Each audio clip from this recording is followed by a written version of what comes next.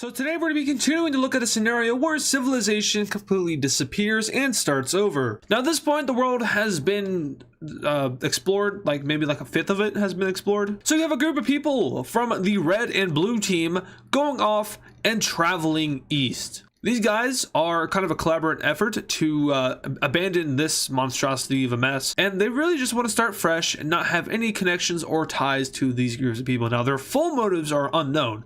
I'm going to leave that to you guys. You guys do like making your own lore for this, and I do read through that, and some of it's pretty good. So do keep doing that because it's really entertaining. I'm sure other people in the comments like reading through that stuff as well. But these guys are going to go, and they're gone. They will stay true to the explored areas until eventually they get to the Bangladesh area. And at this point, well, they are on their own. So what they do is they try to hug the coast for a little bit. Now remember, this is unexplored land. So they don't know what's over here. And this group, you guys, once again, I do like to leave a lot of the stuff to you guys. You can guess how many people are in this group. I'm going to say like maybe 1,000, 1,000 to 2,000 people. So this is a big group of people. And it could actually, you know, thinking about it now, maybe 2, 3, 4, 5,000 people. I mean, realistically, that big of a migration is very hard at this time. So they do move, but at the same time, they do have to keep up with supplies. So there are shipping routes going back and forth between them and these other countries, just so they can, you know, survive. And while they're doing these supply routes back and forth, we have people continuing to join their group. So now people from this country, this Lime country, even some of these African ones are going over. And the movement picks up, and eventually they do reach over here to the Pacific Ocean. And this is going to be the first time that they ever contact the Pacific Ocean. Of course, this is the Indian Ocean. This is the Pacific Ocean. So now humanity has access to around 3 oceans. Doesn't mean anything now because they can't really cross them at this point. But the group makes it over to Vietnam, and they keep looking around going south. However, they are stopped briefly because they find it difficult to go further into the Vietnamese and Southeast Asian jungles. Now, I know, of course, this area is no exception. You know, these are very similar in geography and climate. However, if we remember anything about the yellow people, that yellow team, they like going north because it's cold. And a few people within this group advise that they go north because north usually leads to better geography, except for mountains. Those are not fun. So the group now moves north, going into what is present day China and around this little bay area thing here. They do see this island and they send a boat out to explore it. Successful. They also, of course, explore this area within, using it for fishing and any other resource they need. They now move further up the Chinese coast and take over areas which were once Hong Kong and other major Chinese cities, and this is, of course, taking a couple of years, so this isn't just happening all at once. And of course, while this is happening, there's other events happening, other, you know, major events happening over here, but we'll cover that in a little bit. And once again, I've said this before in multiple episodes, but the timeline is pretty much completely up to you guys. I'll put like major information in sometimes, but in terms of what year it is, how long it's been since, you know, the formation of the red country, and all those other bits of information concerning timing, that's all up to you guys. This really is your series. I'm just, you know, I'm the pilot, I'm directing it. Anyway, this group has now made its way all the way up the Chinese coast and is getting near towards the Korean peninsula. At this point, their geographical conditions are pretty nice. You know, there's tons of forests, you know, there's ocean is very nice, and they make their way into the Korean peninsula, and it is here that we see this group settle down. So after going hundreds of miles or kilometers, or I guess thousands actually, across the world, starting off over here in the Arabian Peninsula and ending up over here in the Korean peninsula, this group has finally found its place to settle down. They are far enough away for where they don't have to have any contact with these other countries, but they are sort of close enough to where if anything were to happen, or they need like more supplies, or even if they wanted to trade with them, it isn't that big of a hassle, but it kind of is. See, it's a big hassle right now, but you know, as their technology advances, maybe it won't be as big of a hassle in the future. And I'm not gonna lie, we're kind of getting to the point where I'm running out of colors to use. So we're gonna end up going with another like red-brown color. I guess something like that's fine. I'm gonna try to color match it over here to make sure we haven't used it yet. Nope, we're good. So these guys, like I said, they're going to completely settle the Korean peninsula, and they will continue to explore around, but they're not going to stray too far away from home now. Eventually, they do get the needed technology, you know, boat technology, to travel around back and forth all these different areas. And over time, this entire channel will be filled in, but for now, we're just kind of coloring a little bit of it. All right, so back to Europe.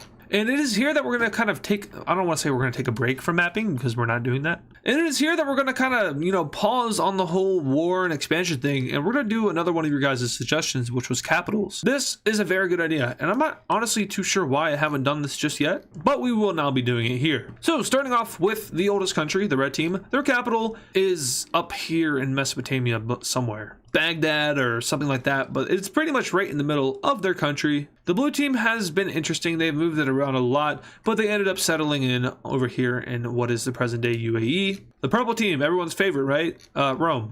And for these other tiny countries, I'm just going to kind of dot them around wherever I want to put them. You know, they don't necessarily have to be where real life cities are, but I will try to base it off of like where they first started. In terms of like how they expanded. All right, so here is our capital map. So I've put in a dot for every single country except for the orange one. And yeah, so some of these guys are like a yellowish color, so it's going to be hard to see their capitals. The yellow team, literally you can't see anything I put down. What that was, every single country. So, you know, if there's ever a war later on, we can see where the capital is, and if a country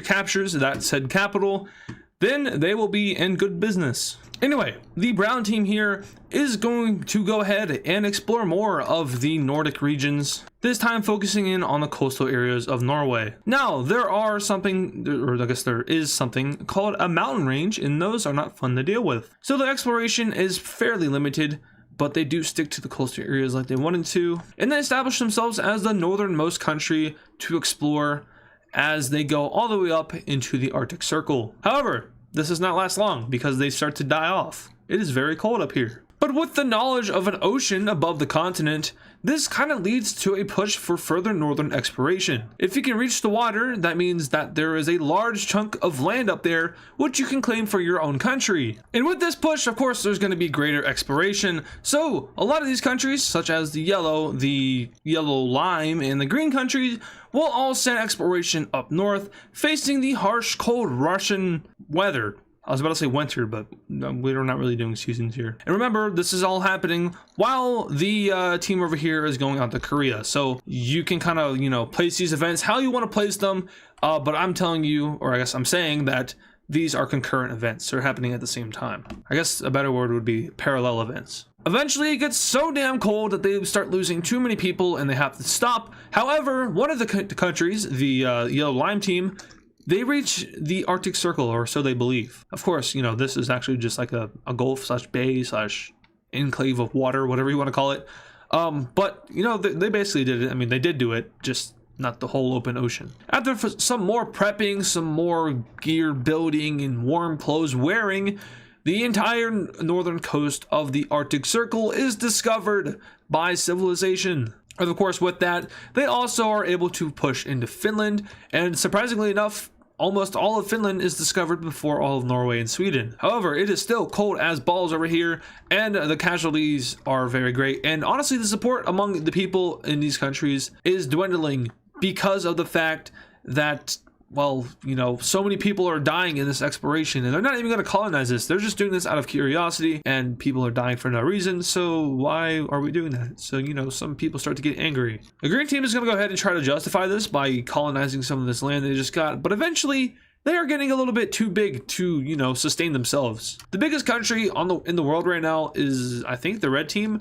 And that's because they are the most powerful as well. You know, they have the greatest economy, biggest population, they have the biggest military, and they're the biggest country. So they're able to sustain themselves. But the green team is not like the red team. The green team, it is very old, but the economy of the green team is not great. The red team is in like the center of all of this, or near to the center of all of it. And that gives them a big benefit when it comes to economy and trading among the countries. The green team is kind of in the way, out of the way. And, you know, if you're going from India over and up to like the lime country here, you're going to go, of course, through this country, through the red country, and you might be in the green country for a couple of miles or kilometers. But ultimately, you can also go by sea here to get up to the capital of where Crimea is. You know, maybe you do some trading there and then you go up. But ultimately, the green country is just out of the way. And that makes their economy not so great. So, you know, they are going to expand a little bit. So, yeah, they're going to expand a little bit, but they don't have the financial stability to consistently expand into this newer territory. So ultimately, after, you know, pushing themselves out quite a lot, they're going to stop and declare a state of, well, isolation. Isolation in the sense that you're not allowed to leave this country. If you're living in this country, you have to stay here. And we get ourselves our first kind of dictatorship of a country. Well, it's not the first because we had dictatorships to start off with in the series. We're still in like the aristocratical stage, getting more towards the monarchy stage of civilization. And then, you know, after monarchy, you get yourselves constitutional monarchies and then democracies and then republics. We're like in between aristocratic society and monarch society. But these guys, no, they're dictatorship. They don't want anyone to leave the country. You're allowed to come into the country as like a visitor, but if you're gonna move here, you're moving here permanently. And if you want to trade here, you're allowed to trade here and leave.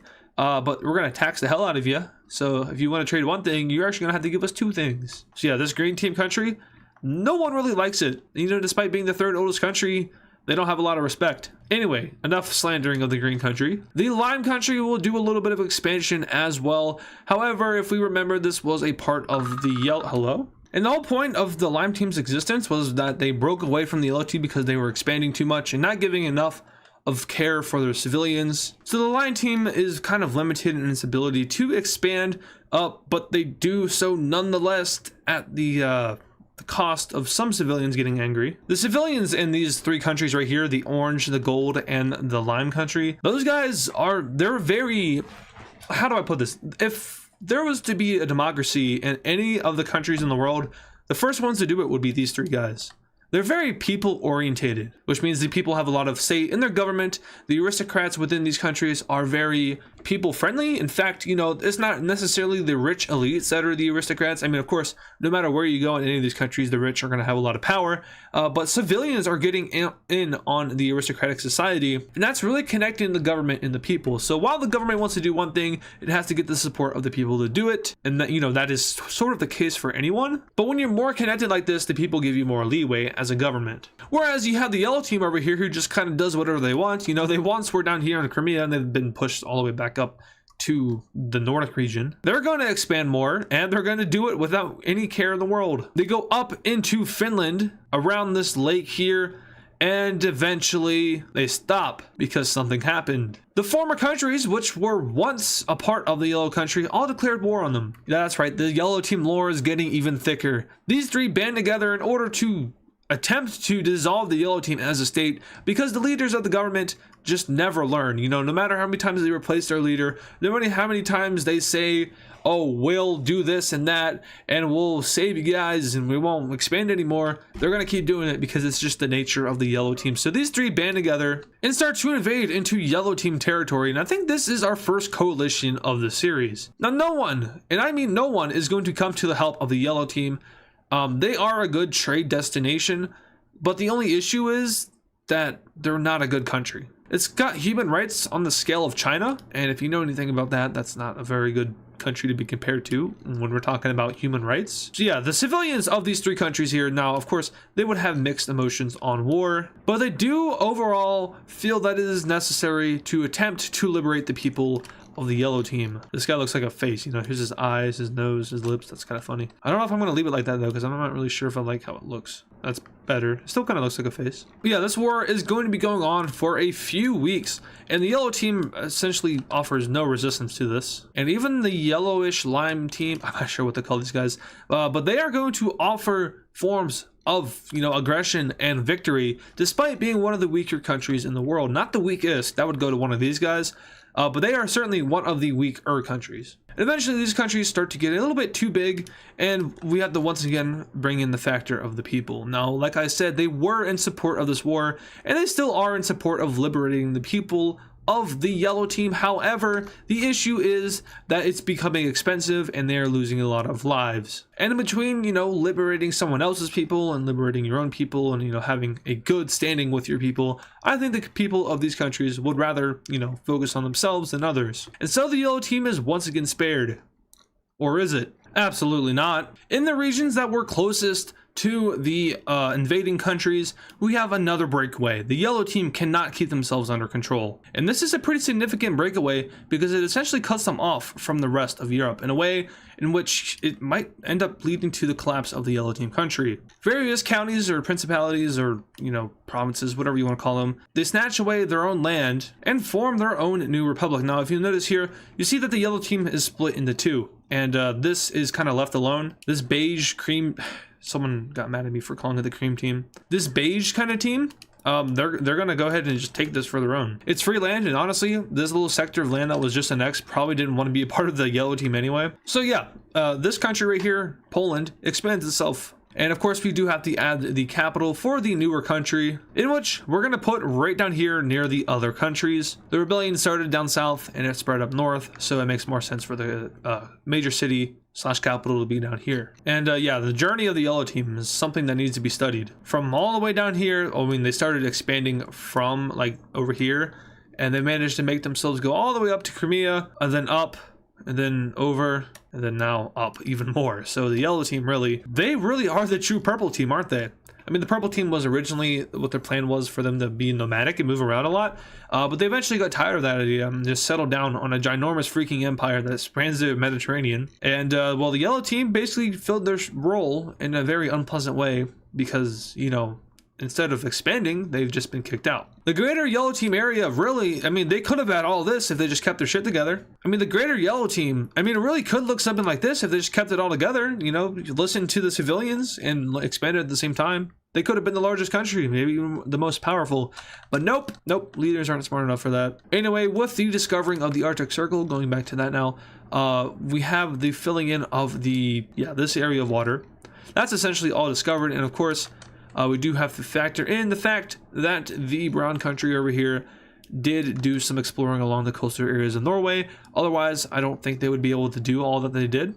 And that's simply for the fact that there is a hideous amount of mountains along this way. And there's also ice, so I'm not sure how well they did, but we're just going to ignore that, right? A little bit more exploring goes into Sweden and around that coastal area. There's not much planning out of this. They just basically follow the water. And eventually, they do sweep through Sweden. That Norwegian mountain range is a little intimidating, so they don't go too far. They do finish off, however, the coastal areas and meet up with the other discovered areas in Finland. But now we jump down to where it all started, the Arabian Peninsula / the Middle East. The red team has been dormant for a while. They haven't done much other than like when that one country collapsed, they kind of snuck in and took a little bit of land down here. But they will be changing that today because they're going to be going after one of their neighbors, and that neighbor is unfortunately this weird pinkish purple magenta color. Yeah, well, they're going to get absolutely smashed and crushed. They have no chance against the red team, and unfortunately, they're kicked out of the mainland. Now, however, they do survive in Crete. The red team doesn't see a point in conquering Crete because it's basically just a giant mountain. And, that doesn't serve much interest for the red team and their higher ups. So they will leave that alone. And of course, with that, they make a peace treaty with the magenta team. And they move their capital over to Crete. So now we just have an island country here, which is pretty cool. The pink team is terrified, as they should be, but they won't do anything about it. So they just chill and probably wait for their inevitable destruction by the red or orange team. Anyway, with the conclusion of that event, we have a conclusion of another event, the colonization of Korea. So that lines up, that kind of shows the timeline for you. All that stuff happened while they were exploring over to Korea, and it just so happened to now link up. So the red team finished this invasion, and then maybe the next day or 2 days later or something like that, we have the full colonization and settlement of Korea. Back in Europe, the Netherlands country will go ahead and colonize more of Sweden and the Nordic regions, eventually wrapping around the Nordic, or the entrance to the Baltic Sea. They take over where modern day Oslo is and move up towards Stockholm and take over that area. The brown team has pretty much established itself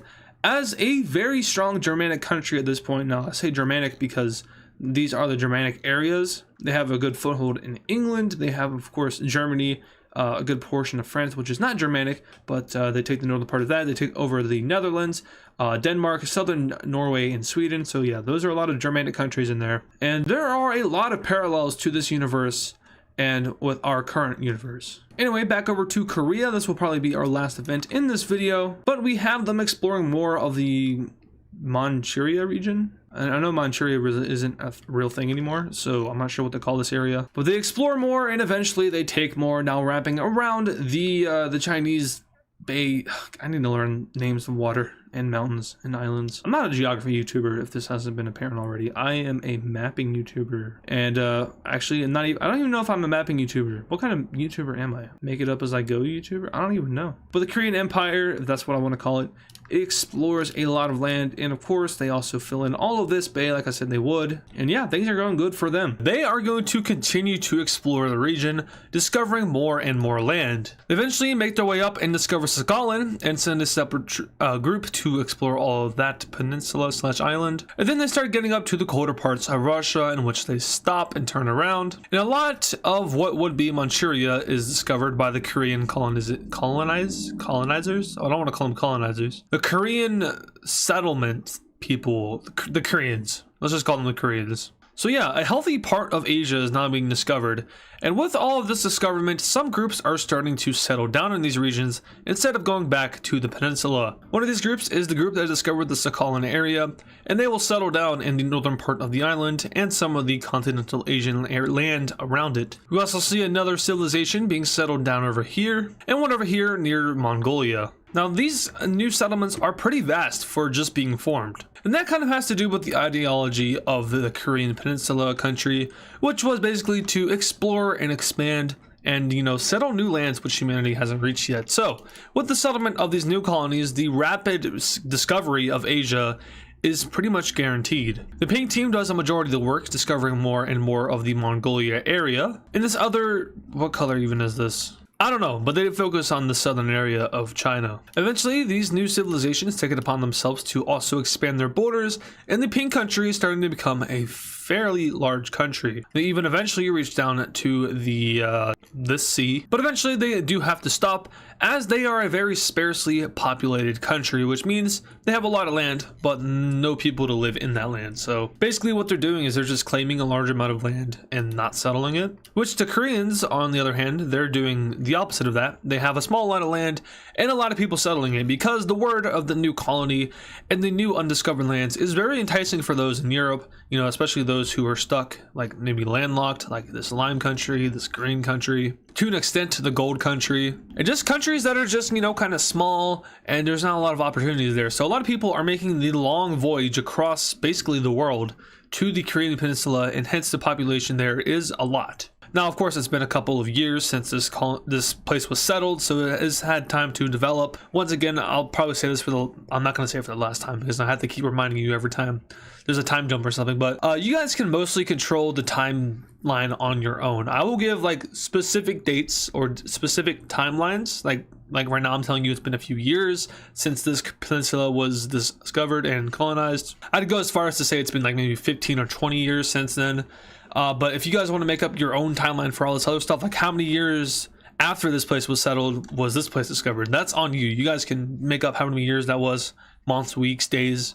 Yeah, you can. If you think that they colonized this place and then 10 seconds later this place was founded, go for it. Basically, I just want to give you guys creativity over this series. Anyway, the Korean Peninsula, needing more land for the vast amount of people who are living there, are going to explore up north. Eventually, however, they run into the cyan-ish country, which essentially cuts them off after they and the pink team met up with each other a few days after the cyan country made contact with the red one. There are a few border disputes, to say the least, since this is recently discovered land, and the borders of this area aren't necessarily set in stone, but the countries do their best to try to respect them. After having pretty much nowhere else to go over here, and after the cyan country takes over Sakhalin completely, we have the Koreans isolated on their peninsula, and this is going to be another part where I'm going to say it's been a few years, but it's been a few years since they colonized all of this upper land up here, and now they need more land for their continued growing population. Now, of course, I'm not saying there's millions of people living here, because remember, this is still kind of an early time frame.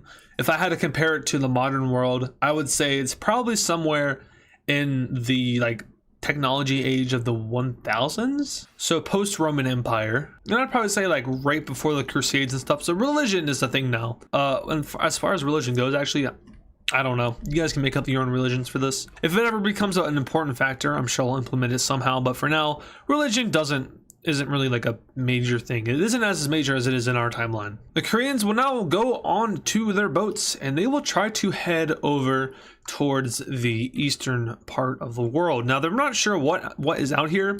hence why they're doing this. But they do manage to explore a lot of the Sea of Japan, which is probably not going to be called the Sea of Japan since they don't know Japan exists. That is until they land on the northern island of Japan and land ho. So an area in Japan is discovered, and quickly the northern island of Japan is very colonized. They're explored very quickly. Word of this new island gets out to the Saiyan country, and they quickly send their boats of their own to the northern part and get a little bit of the exploring done. However, most of the exploring is already done by the red team. And it is here that we see the Saiyan team actually make the first move and start colonizing northern parts of the island. However, they are fast enough as the Koreans land a few days later and take the rest of it for themselves. They also start working on this island chain, taking about 2 or 3 islands. And we're getting to the point where it's very hard to see the difference between the discovered and undiscovered sea. What does happen, however, is that the waters of Japan are completely mapped out, and so basically all the islands are known about, and the Sea of Japan is completely discovered and explored. With mainland Japan, existing, the red team will attempt to start to explore it. However, due to how far away mainland Japan is from mainland Korea, the explorations are very limited, and not much of the island can be explored before the explorers have to turn around and come back for more resources, of which are already scarce. Now the pink team is going to continue to do exploration stuff. They are the catalyst for the, filling in of Central Asia, really. They really have nothing better to do either. And for a very brief moment, they look like the next Mongol Empire. As they explore the steppes of Asia, slowly going back to where Europe is, they wonder how long it's going to take. And unfortunately, after becoming the largest country in the world, they collapse and completely split apart into a bunch of different countries. But these countries are still pretty big. The only issue is there's no one living here. The population, for example, and for comparison, the population of this weird thing, Bay of Biscay, Brittany, France thing, is larger than the combined population of all 5 of these countries. So really, it was like the Mongol Empire, but if it just didn't become strong. So the exploration of Central Asia and the Central Asian steppes is temporarily halted. However, the green team, having received word that the dark blue turquoise team is very near it, sends out an expedition and meets up with the other explorers. Eventually, the green team puts it upon itself to branch out for the sake of, exploring and for the sake of having connection with the newer countries. It connects up with the dark turquoise team, and now we have established connection between the European countries and the Asian countries, or should I say the East Asian countries, because these guys are technically all Asian countries as well. So this is a big event for all of the civilizations because technology can now be transferred way more easily between the 2 continents.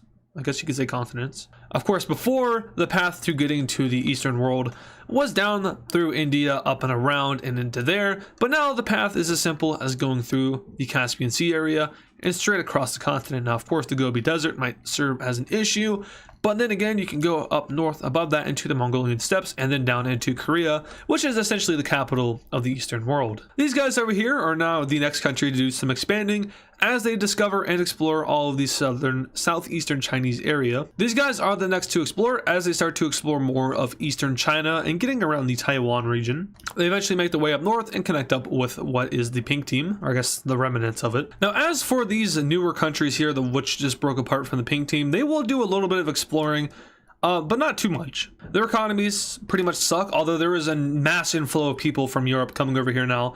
Those people probably aren't settling into these countries, but along the way, they're having to buy things. They have to, stay the night somewhere because, I guess you could just sleep out in the wilderness, but we're at the point where you probably still do that. But we're also getting to the point where there's like taverns where you can sleep and stuff like that. Not like nice taverns like in the 1400s or anything like that, but there's adequate like sleeping conditions. Those that you would actually want to pay for as opposed to sleeping outside. Although sleeping outside is still very common. But these countries are going to pretty much just fix their borders because I want them to. That looks a lot better. And then we have the Cyanish team filling in the rest of this area up here, completely taking out the habitable parts of Siberia. I mean, of course, there's probably still some up here you can live in comfortably, but the most comfortable parts are down here. And now really the focus of the world is exploring Central Asia and figuring out what the hell is happening down here. The Himalayas, they know they exist. They know. They're terrified. They don't want to go there. I mean, of course, realistically, I did this with the Alps, where the Alpine region just wasn't discovered or explored for a while until they got the technology and the personnel to do so. I'm going to kind of do the same thing here with the Himalayas, but I'll probably mark them as completely explored in the next episode for the sake of, technology advancing and for the sake of, I guess, time in the series. So pretty much all of the area of Central Asia, which is explorable, has been explored, apart from this giant-ass mountain range. I mean, that's kind of where it's at. It's not perfect. It's maybe a little bit too thick in some areas. But we'll leave it like that for now. That's sort of how it looks. Because, the Indian subcontinent came up and smacked right into Asia right about there. Anyway, with all of Central Asia explored and people knowing what's going on there, some countries, like the team over here, will be making their expansion now. This weird looking kind of, what was it called? What's Persia? Yeah, that. This weird Persian country, which looks like Persia for some reason, will now go over and touch up on the Himalayas, connecting up with the Kashmir area. As for the green team, they will also attempt to expand. However, the outcry from the people says nah. However, the people are suppressed in this country, so who cares, right? The lime country will also do some expanding, going northward. But also don't forget about the rest of the Indian continent and meet up with the orangish brown country. Speaking of the orangish brown country, they will now explore and complete the rest of the Indian subcontinent and take over all of Sri Lanka and start to move up into the Bangladesh area. We're getting to the part of the series where countries are becoming stable enough to grow very large. We see this with a lot of countries already, a lot of the older countries like the green team and the red team. But we're starting to see this with newer countries like this color and the lime team and the this color. Also, I guess I should probably put down capitals for the new countries. The capital of the cyan country is right around there. Capital of the magenta country is right in there. The pink country has their capital set over here. Now, of course, originally they were only up here, and they only recently connected with this sea. However, they decided to move their capital city down over here for economical purposes. It also is probably the reason their empire collapsed so quickly, is because the capital was so far away from all these other provinces. But for the pink team, I mean, really, I'm just going to kind of randomly scout these cities around. They don't really have a specific area they need to be in. Finally, for these guys, their capital city will be right at the end of this river. We have a breakaway happening, and it's in a pretty, recently kind of explored area. It's over here. And this is a breakaway area of this kind of, whatever you want to call it, country. So this newly explored area will break away from the lime country. Really, the explorers, so the backstory for that is that the explorers were a group of people who were not happy with the lime government and decided to take upon this opportunity to explore new lands, to not only explore those lands, but to also settle a whole new country. And the lime team attempts to take them back. However, the red team threatens the lime team into not doing that. Because if they were to do that, well, let's just say the red team might interfere. And, this new team is going to take a lot of land from the lime team. And really, the whole idea of this country was a breakaway of the green team. And now they're having their internal issues. And, there might be some meddling from outside powers. But they're having issues. This new country is going to take it upon itself to also do some exploring on its own, since once again it was founded by explorers. They don't do too much, but they do explore into northern Pakistan. Finally, the green team touches up on its border, going around some of the areas that are north of this new country, and also doing some filling in the other parts of Russia. Back over in Europe, we have all of Scandinavia / the Nordic area being discovered and explored, and the brown team attempts to explore and colonize some of these more lands. However, they don't have a lot of success and eventually turn around and go home, as it's getting too cold for them. No, I mean, seriously, it's kind of far away, and they had to cross water. Basically, whenever someone has to cross water to explore an area, they're at a pretty big disadvantage. So, like for Africa, for example, unless you go through the Sinai Peninsula, you have to go across the Red Sea, and to explore more of Africa, you have to do that, and that just kind of makes it a little harder to do with the whole resource thing. So that's why Africa is mostly unexplored. Asia is connected to Europe, so that was easier, and then it also applies for Japan, which is not very explored at all. What we need to do is we need to discover all of England. It's been a while. Well, all of England is pretty much already discovered. What I meant to say is discover the rest of the UK, or for that matter, Great Britain. if you're considering Ireland. So, the brown team finally mans up and explores the bogs of England and Ireland. Oi, there's nothing here, mate. No, we're not talking about this one. That's Australian. Yep. I don't know why I said that with an Australian accent. Hi, fam, welcome to Britain. That's not much better. Ooh, crumpets and tea. Here we go. Here's the British voice. It's not very good, but it does now.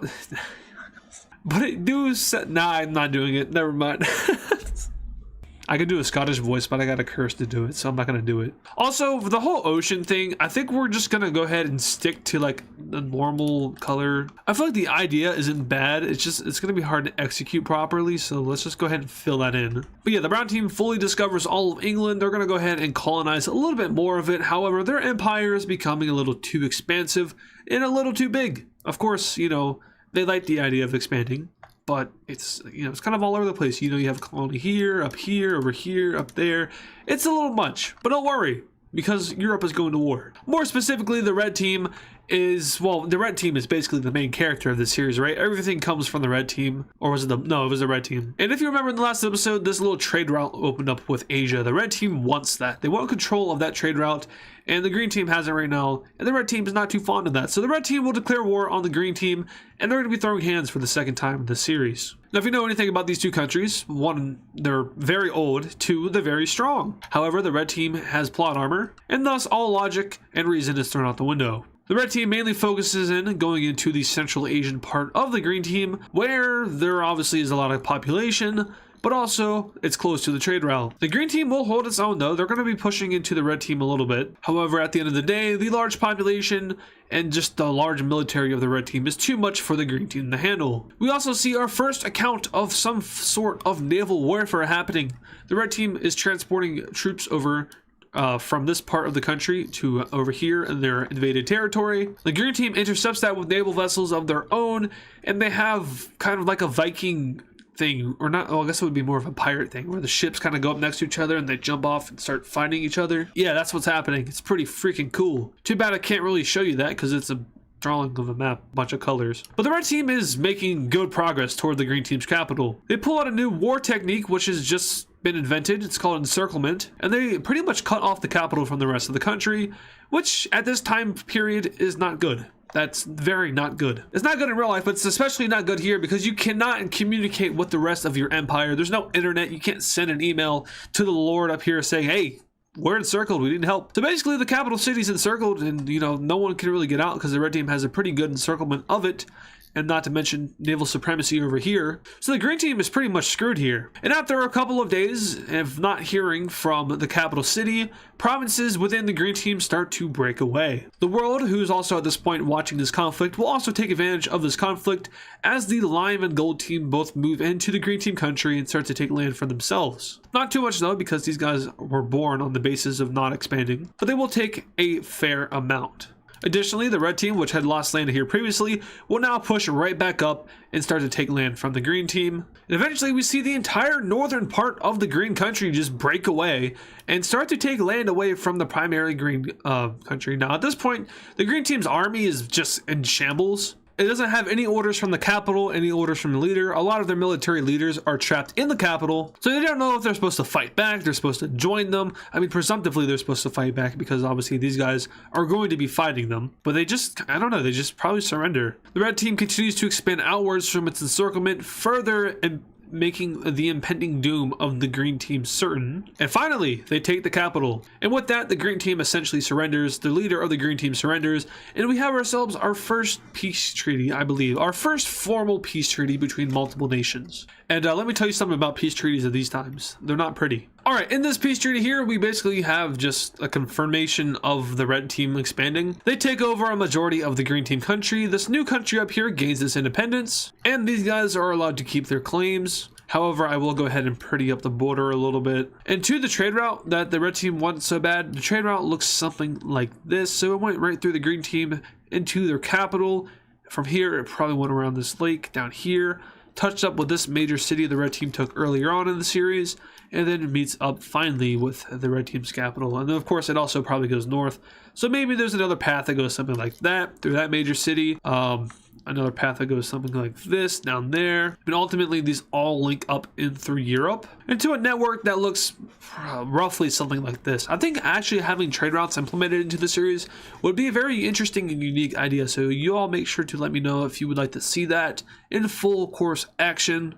Of course, eventually trade routes will be abolished when, you know, planes and stuff are invented, but that's a long time away. We don't even have guns yet. We're still using swords and shields. But yeah, that's our first major war of the series that I would say it's our first major one. And we're going to be following it up with another war. This time the red team is going to be the aggressor once again, but their victim will change over toward the lighter lime team. That's right, the red team has ops with all of the green countries apparently. And en masse, red team troops will cross the border, cementing themselves as pretty much the true aggressor and most powerful country in this world officially. I mean, it was already official, but now it's even more official. This green team really gets rolled through. It doesn't put up as much resistance as the green team did. And it even gets to a point where the lime team joins in because it's free land. They're retreating, they're not gaining land, so why not come in on your own and get land for yourself? Eventually though, the lime team will officially surrender over, which pretty much keeps it alive. And a peace treaty will be worked out between the red, this green, and lime team.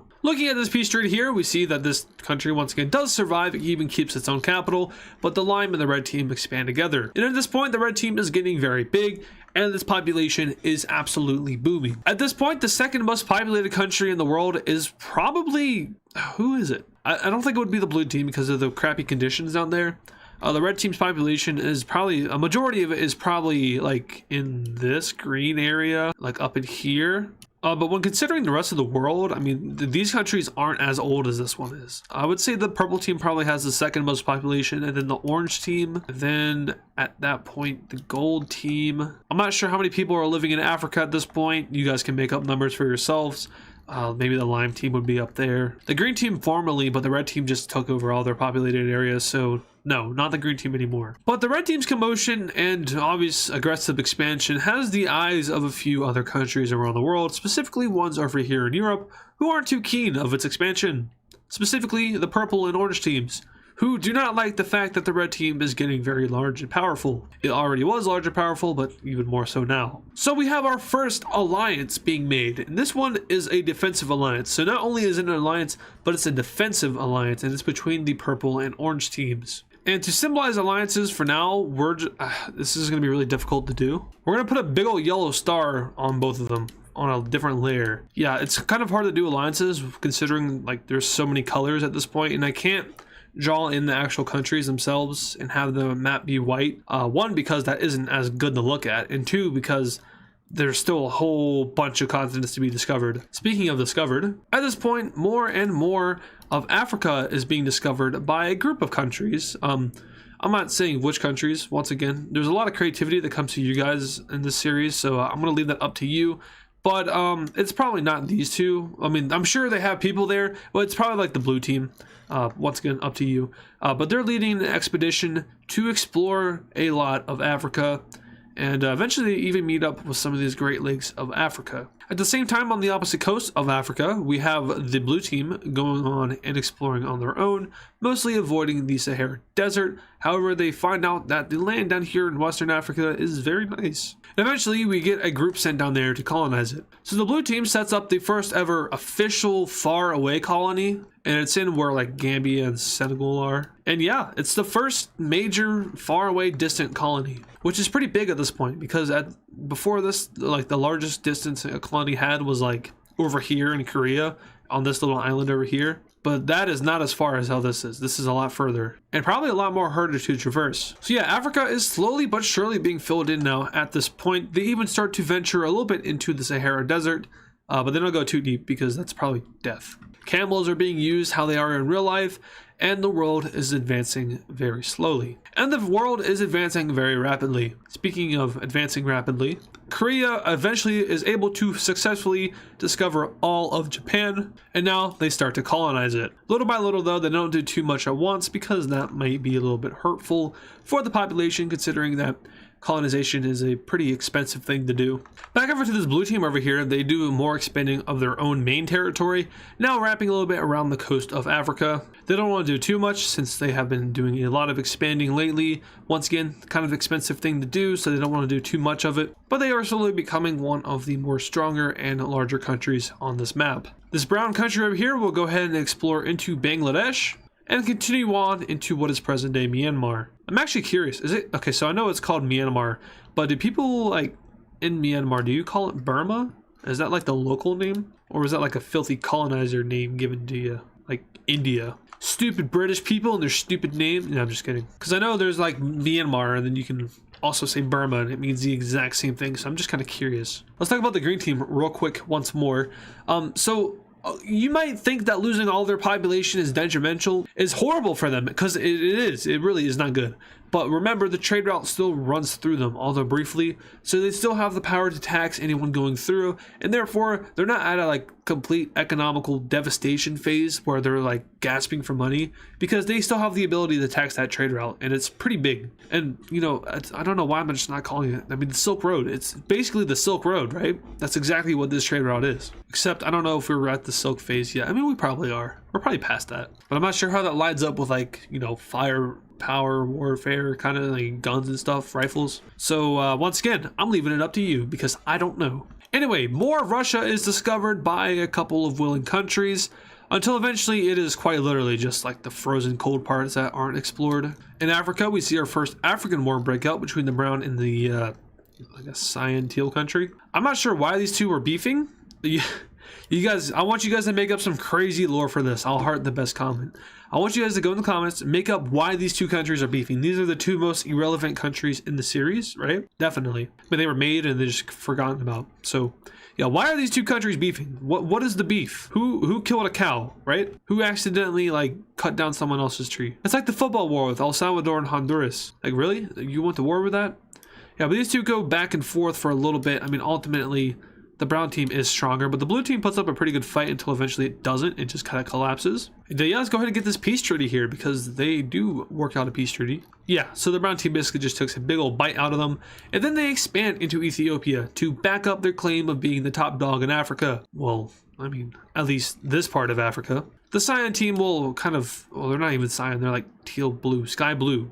The sky blue team backs this up and says, hey, if we're going to do it, we're going to do it, which automatically puts them into a Great Depression, considering the fact that they just lost a war, probably had to pay war reparations, and just spent a lot of money colonizing. So yeah, that kind of just killed themselves. Very unfortunate, very sad. Don't worry though, because if you collapse, there's someone up north who will take care of your people, right? Anyway, this map is getting pretty big, and eventually these gray areas are going to disappear very quickly, but not too quickly. There's still more exploration to be done. It's just happening a lot more frequently now. And at this point, a map of the world is pretty much done. I don't want to say what it's going to look like. It probably doesn't look good. Like, okay, so in history class, you've probably seen like an old map of the world that people had back in like the 13th, 12th century of what they thought the world looked like. And obviously it's not very accurate because they don't have satellites.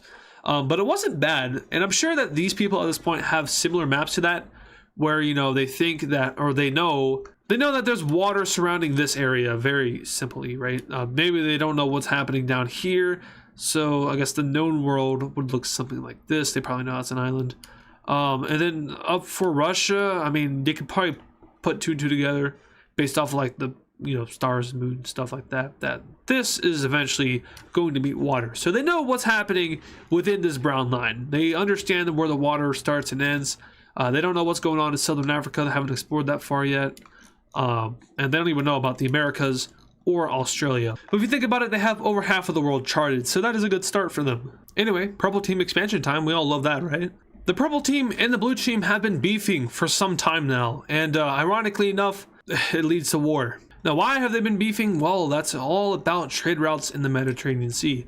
Just like on land, there are trade routes in the sea. I mean, of course, they're not as like disputed as land routes are. But if we take a look at the trade routes of the Mediterranean, they mostly follow around the coast and meet up with major cities. Of course, you want to stick towards like coastal land when you're traveling by sea. It's just more safe and smarter. But essentially, there are two separate trade route networks. One that is off the coast of the purple team, and one that's off the coast of the blue teams. And well, sometimes these ships interfere with each other because of poor navigation, winds push them, storms push them.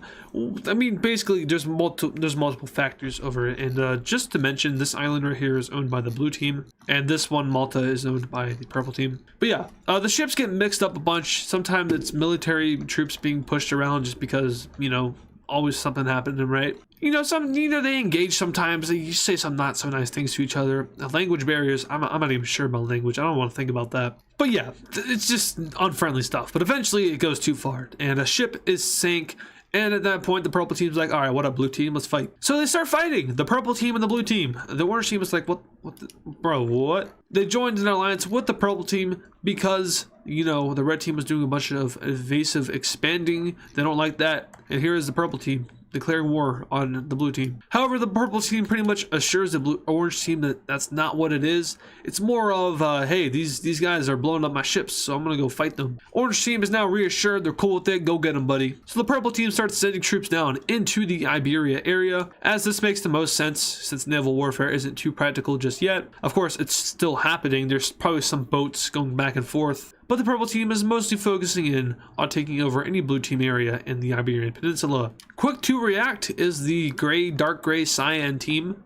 Yeah, I said that. Who takes land from the blue team immediately and forges kind of like a defensive alliance with the purple team. Speaking of purple team, this dark purple team will also go ahead and grab some land from the blue team. And at this point, it's a big old gangbang over here in Iberia. So with the blue team completely kicked out and not really welcomed back in, we're gonna have a peace treaty. That's right, it was a really short war, but usually wars in this time period don't last very long. For perspective, the red team war against the green team was a lot longer than that.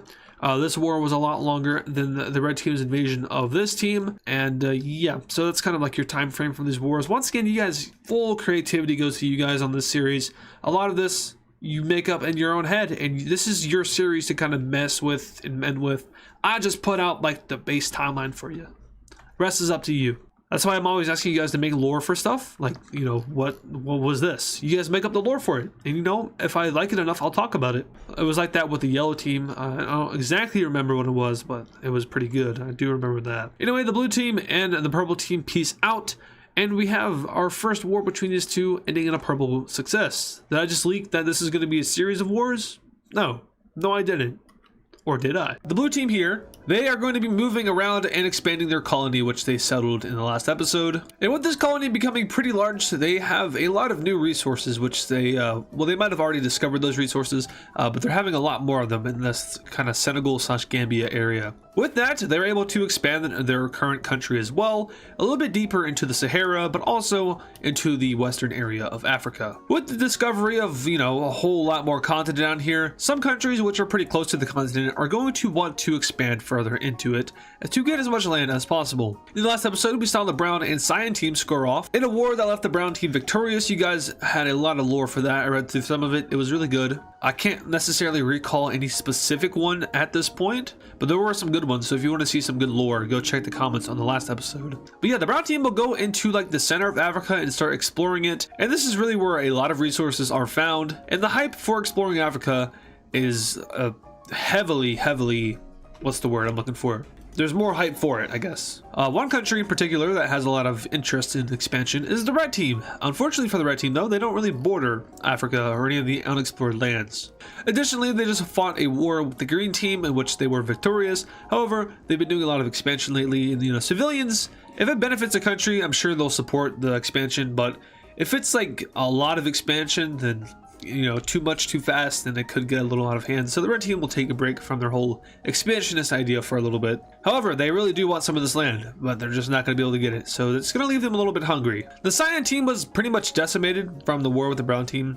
Their economy is in shambles, so they are pretty quickly engulfed by the brown team. They're unable to do any expansion on their own, and very quickly the brown team is becoming very large. Now, one thing we know about this series is that if you become too large too fast, it tends to not do so well for, you know, the civilians, and they either overthrow the government or the government itself collapses. So they kind of put a pause on that for now. Another country we see expanding is this dark blue team right here.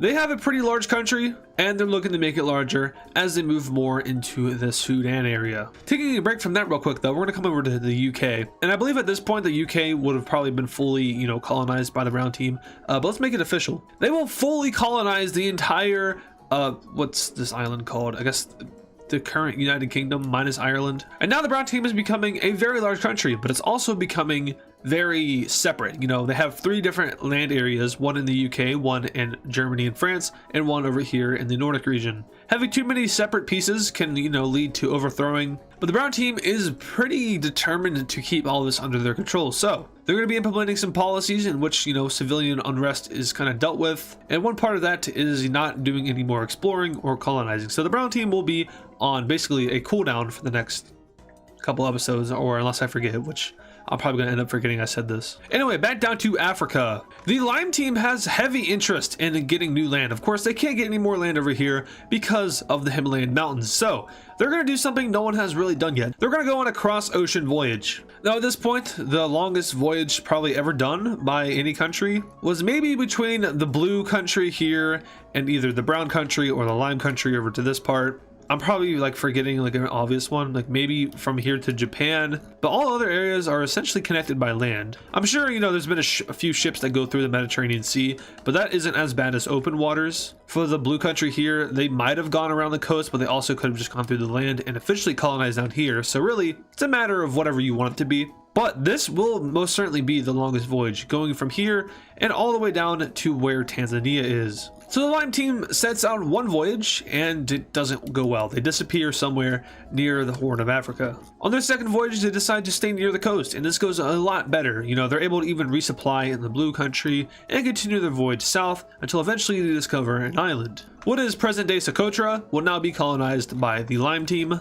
and for the next couple of weeks they will use Socotra as their kind of base in order to get ready to go further south. Once they're ready, their voyage continues, once again following the coast of Africa, not making any pit stops until eventually they land in what is Tanzania. From here, the Lime team sets up a colony in Africa, and business will start to boom as they will extract resources from this area and ship it back home to their country, which is on the Indian Peninsula. Or I guess a better word for that would be Indian subcontinent. I don't know why I said Indian Peninsula. I mean, it's not wrong. I'm not wrong to say that, right? Because India is, I mean, the peninsula is like this. It's defined as that, right? So this is all India. So yeah, Indian Peninsula works, but no one ever says that. I'm just weird, apparently. But with the high concentration of people focusing on Africa, more and more people who are living in Europe are going to set out in hopes of starting either their own civilization or just, you know, moving away from all the chaos that is happening in Europe.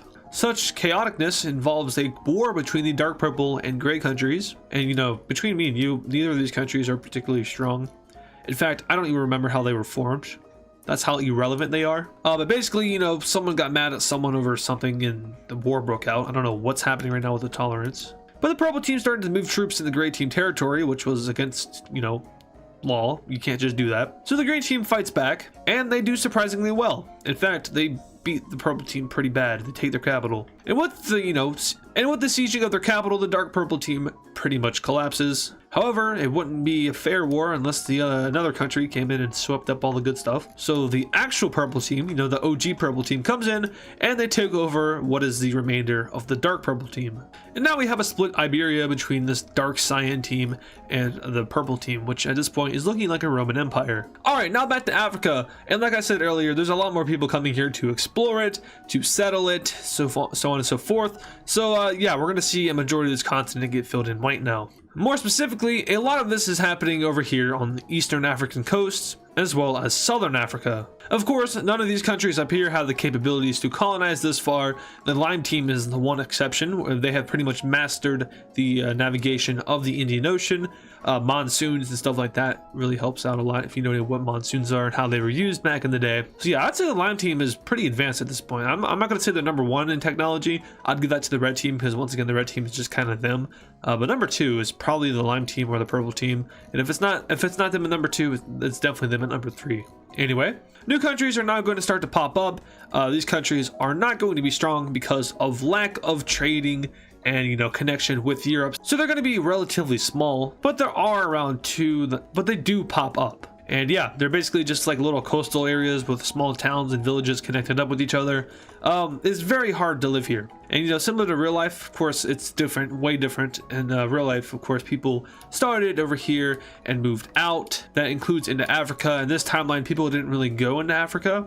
And I guess that's kind of a mistake on my part, but it's happening now, so who cares, right? Now, exploration of the eastern coast is a little bit later in occurrence. And that's due to the fact that there really aren't any countries over here on the eastern side. You know, you have Asia right here that's kind of hugging this part of Africa, whereas over here you just have the Atlantic Ocean and eventually the Americas, but the Americas haven't even been discovered yet. So that's not happening anytime soon. The dark blue team will push a little bit further into Africa now, but they do still try to not go too deep into the Sahara Desert. The lime team will now go ahead and expand its colony around the coastal areas a little bit more. Of course, they don't want to go too deep into Africa because they can't sustain it, because then they wouldn't be able to sustain the colony with it going, you know, too deep. Having it right next to the water makes, you know, moving stuff around a lot easier. But yeah, they make a nice little Swahili coast here. And trading within the Indian Ocean is becoming very, very hot. You know, there's a lot of ships going around everywhere. The brown team has tapped into it. Of course, they're trading with the lime team now. The blue team already was, but now they're moving stuff around even within the Red Sea.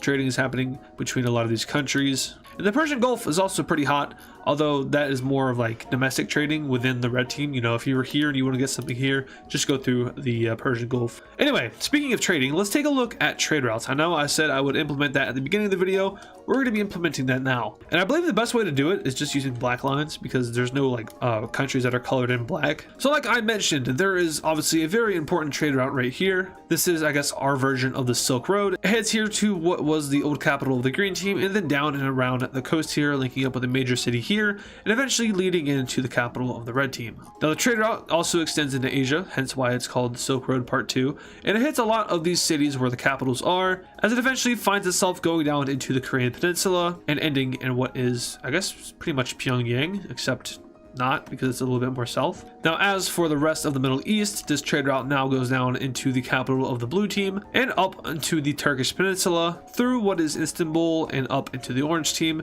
and around into the capital of the gold team. It also connects over here, going through this major city slash capital and linking up with it over here in the Crimean Peninsula. The trade route then goes into Europe, hugging down the Greek peninsula and going into this Greek country's capital. And then it closely hugs the Balkan coast, wrapping around and going into Italy. And this is essentially like the biggest network. As you can see, it is centered around the red team, of course, because the red team was once again the first country and probably the most important country in the series so far. But a new trade route is being built, or I guess I should say a new path is being built, stemming from this major city over here. It goes down into the capital of this greenish country. It is being built into the lime country, although it is incomplete, but it is getting there and is almost to the capital of the lime country. So we can see the importance of the lime country as it's becoming a very strong and very important country for the series. Other places that trade routes are being worked on is an additional trade route that leaves from the Italian peninsula and goes in through the rest of Europe. Although this is incomplete, it does reach Iberia. And it also stems from another major city in the purple team going north towards the brown team.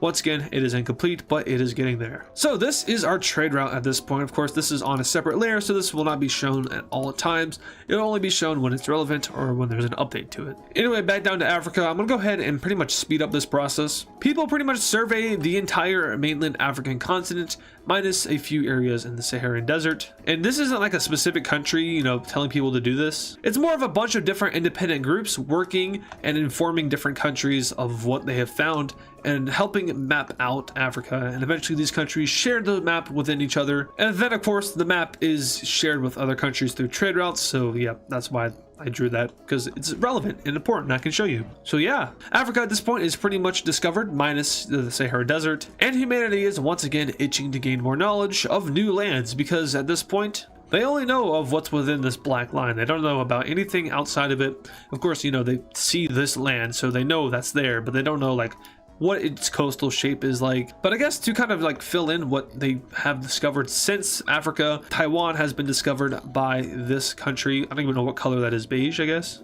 and more of Southeast Asia has been explored by people from the Lime country, actually. Of course, the brownish orange country also explored it, but a lot of people from the Lime country explored it. And once again, this is just showing the growth and development of the Lime country as it becomes a major contributor to the series. Now, we have to have ourselves a war, right? Because we haven't had a war in a hot second. We have what I like to call the yellow gangbang happening. Essentially, as we know in the last couple of episodes, the yellow team has been moving a lot. They started out over here where the gold team is and were essentially pushed all the way up to Estonia/Finland. But yeah, their government is still very corrupt. People don't like to live in the yellow country and they're calling for liberation. These three countries here did make an effort to liberate, and they did in fact liberate some areas. However, there are still a lot of areas left, and they are going to be finishing off the yellow country once and for all. So all 5 of these countries, which were once again all once part of this country, band together and start the biggest jumping in history. They navigate their way through the yellow team and up into Finland, and eventually the yellow team just flat out collapses as the civilians overthrow their government, and we have ourselves a peace treaty being drafted between all 5 of these countries. In this peace treaty, we have the, like I said, abolishment of the yellow country, so that country no longer exists. It is pretty much forbidden from existing, and this yellow team and this lime team go ahead and take some land for themselves, but they also make 2 new countries, being what is essentially Finland, and this area, which is, I guess, Russia. But they're not those countries, so don't call them that. Anyway, I'm going to proceed to go against what I just said and call them their respective areas. So this Finnish country here is going to put their capital pretty much where modern-day Helsinki is. And this Russian country will put its capital where modern-day St. Petersburg is. Also, this country here doesn't have a capital, so I'm just going to be plotting it like right there. And yeah, the Europeans are fighting wars amongst themselves while everyone else is pretty much peaceful. The Korean country over here will go ahead and colonize more of Japan. Now remember, this is kind of like a cost-hefty kind of thing because they have to cross over the Sea of Japan, but they are doing a very good job in maintaining themselves while they do this. And eventually their colony fully connects as they have a complete control over all of the western coast of Japan. They also colonize this island here because why not? And in China, this country here will start to expand itself southward at a very high rate. Now remember, expanding too fast is not too good, but this country has been solidifying itself and growing its population without expanding for many years now. So they have the capabilities to expand pretty quickly without completely collapsing, but then again, there is always a limit, and eventually they do have to stop as they near to Southeast Asia. Overall though, their expansion was quite impressive, and they will now move to do a similar move as to what they did with their solidification. Firstly, they're going to basically just take all this new territory, move a bunch of people there, and solidify it and make everyone happy, and then they'll do the same thing, moving even more westward or down to Southeast Asia. Over to Europe, we have something interesting happening over here in this French country. Essentially what happens is there's an economic crisis, an inflation issue.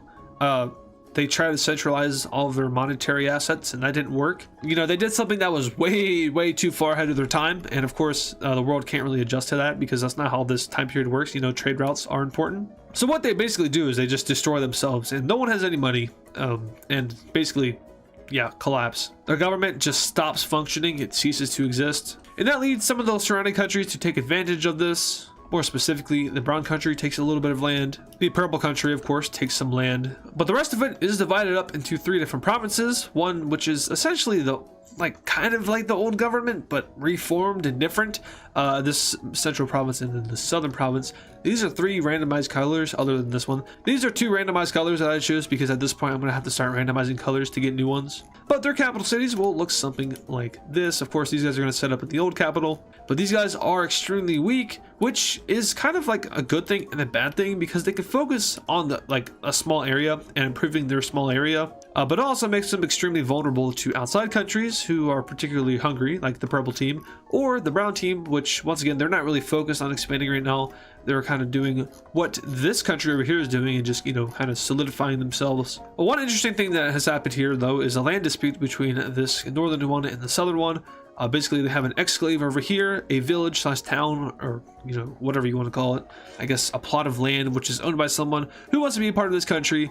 Whatever you want to call it, it's an exclave, so that's what I'm going to be calling it. So yeah, we do have a dispute there, but yeah, this was pretty common at this time with, you know, floating pieces of countries within other countries. Mind the voice crack. The red team, they kind of exploded a little bit. And the reason they exploded is because a plague developed. Now, I was going to do a plague in this video because I thought it was appropriate for the time period, but also I saw a lot of comments suggesting it, and it was a good idea. So yeah, a plague happens, and as you can see, it very much decimates Europe. I'm actually gonna go ahead and pull up a map of like the previous episode. Shut up, me. All right, so yeah, the Red Country was hit pretty hard by this plague, and they pretty much they didn't handle it very well. The plague started over here in this colored country. I don't even know what color that is. And it spread into both Asia and Europe, mostly affecting the red country and the purple country. One of my main points was that the red team did not handle the plague very well. They did not do a lot to close their borders and prevent any sort of leak into the country. And a lot of people are dying because of it, which led to a lot of areas breaking away, like this very large area down here. This Persian area over here, which has its capital as that major city. Remember that major city from earlier on in the series? It's relevant again. We also see this area break away. Remember, this was once a country. It's actually the same country that this is. This country used to be over here, but the red team pushed them out and fled to Crete. These guys did not actually want to go ahead and, you know, reform with their old country, which was pretty weird because, you know, they're the same ethnicity, same background, but instead they formed their own country. Now, talking about the purple team, they also did not handle it very well. Same thing with the orange team, except it was a little bit different with the purple team because instead of forming new countries, a lot of these provinces decided to join up with other countries, like the cyan country down here, this green country right here, which was very small in the previous episode, but is now very large. And there was also a war that happened, but we'll get into that later. The orange team had the same thing happen to them that happened to the purple team, and that is that a lot of provinces broke away and joined up with these other countries. So you can see about, I think is this much land used to be a part of the orange team, but now it is a part of these yellow and cream teams. And yeah, also Northern Europe, they did a very good job at stopping the spread of the plague. Cases here they're still there, but they're very low, and there are a lot of people dying still, but not to the extent that people are dying in the red team, the orange team, and the purple team, and the gold team. But the more northern countries are doing a good job at keeping this virus away, whereas these other countries, like the lime team, kind of like the, you know, the big powerhouse countries, they're not doing great. Another country that's not doing great is over here in Korea. They were very greedy with how this plague was handled in a way that they wanted to keep their trade routes open. Remember, Korea is connected up with this major trade route here that leads right into the red team in Europe. They did not want to shut off their borders and stop trade from going in. And of course, you know, there's still some like necessities in trade that has to happen. You know, you need things in your country, so you're gonna have to trade no matter what, even if there is a plague. But there's some other things that you don't necessarily need, but they're still taking in those like not 100% necessary things, which a lot of people were not happy about, specifically the government that was over here in their colony of Japan. And that colony pretty much gave an ultimatum over to the Korean government and said, hey, if you don't stop, you know, taking in unnecessary stuff, we're gonna break away. Korea didn't stop, and Japan broke away and colonized the rest of the island. And yeah, Korea was unable to do anything about it because their military is dying of the plague. Now, another thing that's pretty important to know is that this plague is not the bubonic plague. It's not the same of that. I actually think I called it Bovid BC in the video because it's, you know, kind of like COVID, but before Christ, so BC. I'm really hoping this recording doesn't corrupt as well. That would be horrible. I would be very sad. But yeah, Korea loses this colony. They do keep this upper colony over here, but another country that loses this colony, or I don't really know, I call these colonies, but they're not necessarily colonies, they're more like settlements. But another country that loses it is this one up here, the cyanish color country.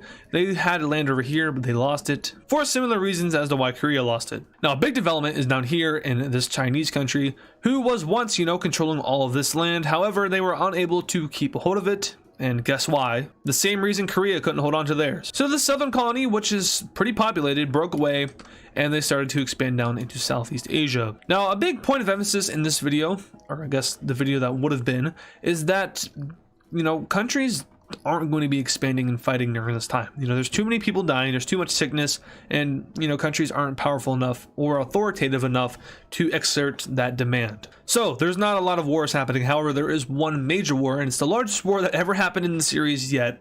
And well, you can't see it because it doesn't exist anymore. So one thing that sucks about doing series maps and stuff like that, or maybe just series in general, is that once you do something, you cannot go back and redo it because it's over. You know, you record it as you go, and it's not like you can like reverse the recording or anything, or reverse time to go back to that. It's over, it's done. Now, I could like save like every episode as its own project, but then I don't know, that doesn't, I mean, I guess I could do that actually. That might be a smart idea. Hey, also, when you're seeing this, I'm probably going to be like live streaming on my second channel. Shameless plug. AdizzPro. Go watch me stream. Fortnite. New season.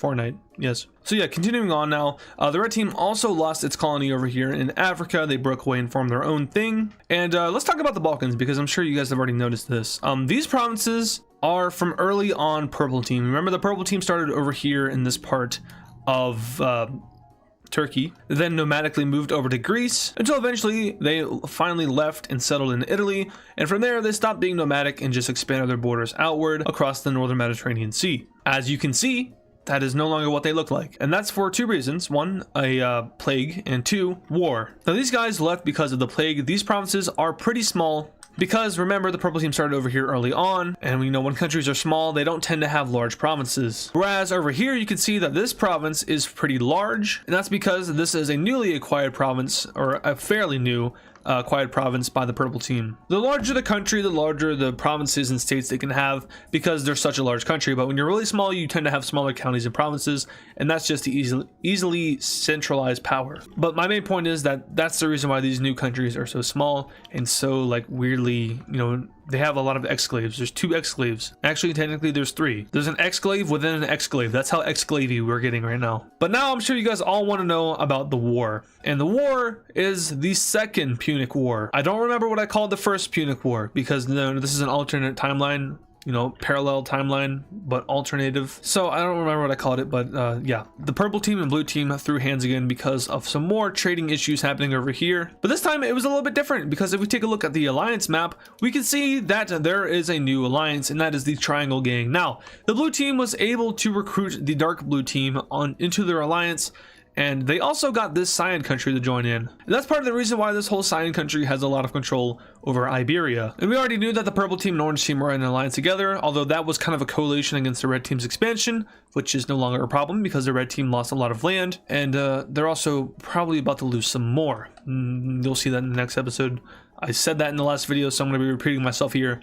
This land is not going to be around for much longer. Another important point before we get into the full details of the war is that these countries all did a good job at keeping the plague away. So they're a lot more healthy, a lot more fit, and a lot more ready, although their population is a lot less, and they're also a lot less strong. So fighting ensues over here, but we do have a large amount of countries who aren't directly involved in the conflict helping out certain sides. This includes the red team helping out the Triangle Squad by sending supplies over, but by sending supplies over, they're also sending plague over, and you know, the blue teams aren't too happy about that.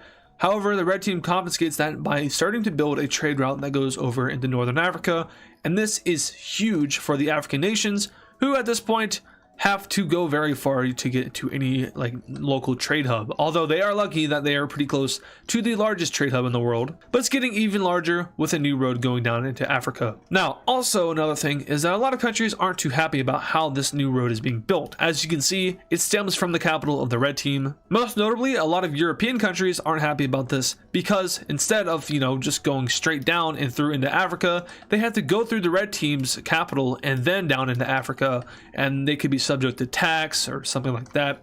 So it's not, you know, they're not very happy about it. And with the help of the red team and some other sources, which I forgot, my bad guys, I don't have a good memory, the blues do a pretty good job in pushing back the purple team. That is until the purple team made a landing over here on the northern part of Tunis, or I guess Tunisia, and they held out there for a very long time. Why is this doing this? That is until they lost too many troops and they eventually had to pull out. However, their master plan was eventually revealed as another landing is made on the northern part of Tunis.